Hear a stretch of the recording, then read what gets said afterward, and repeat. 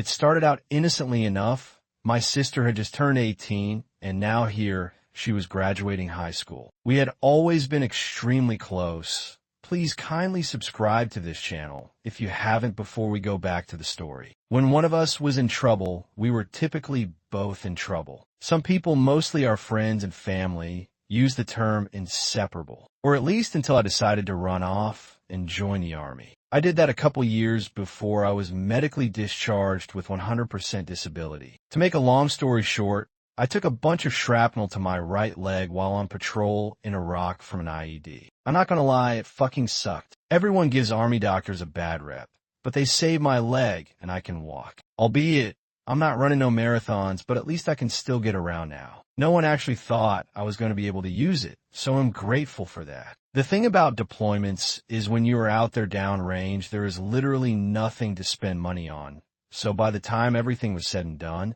I was back in county with a significant amount of money in the bank and collecting a sizable amount of money every month. I moved to Southern California, and I did the smart thing. I started investing in real estate. Basically, I went from being in good shape financially to fucking loaded at the very young age of 22. My whole family has been doing things like this and investing, so I wasn't exactly new to it. I had been around it most of my life. I was hanging out with my kid sister who had just graduated high school, and I asked her if she wanted to come out and hang out in Cali with me and see sunny SoCal. I told her she was in for shock if she tried to compare it to our parents' home in the Midwest. So I went back home to SoCal and did what I always do. I went to work. It was several months later when she called me and asked me if she could come out before her freshman year of college started.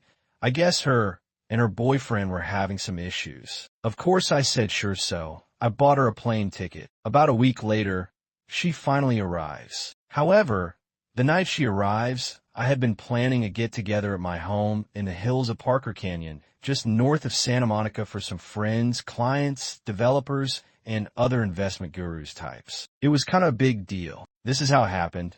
She came and I showed her to her room so she could put her stuff down and relax. I told her what was going on, and she genuinely seemed pretty cool with it. That evening, people started showing up, and I mean a lot of people. The size of this event surprised me. Honestly, I wasn't expecting that many people, and I had to scramble to get additional catering. It was stupid huge.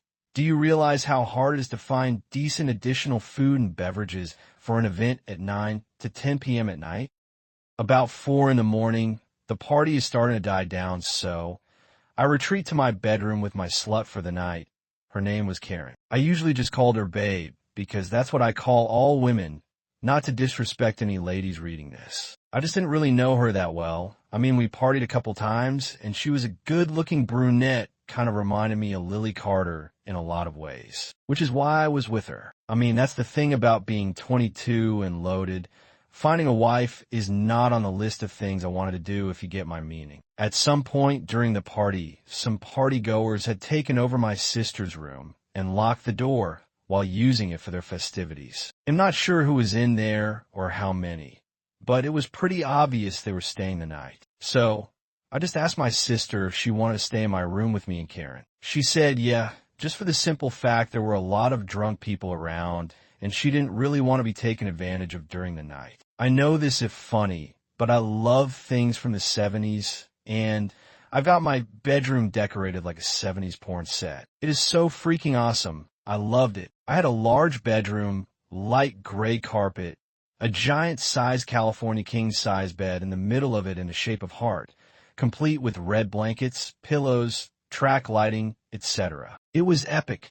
70-inch LCD on the wall. This is my haven, my lair if you will, and I'll never forget, my sister just started laughing. She was like, "OMG, you are so tacky." We all laughed about it, but it was my home, and this made me happy. Still does when I think about it. We were all pretty hammered, and I really wanted to wind down before I go to sleep. I grab my bong, sit in the middle of the bed, load it, and commence to fully relaxing before I call it a night. Now, before you go judging, it helps me sleep and reduces the pain/inflammation in my leg in the morning. Of course, Karen's like, fuck yeah, which is part of the reason I kind of liked her, and she really knows how to fuck.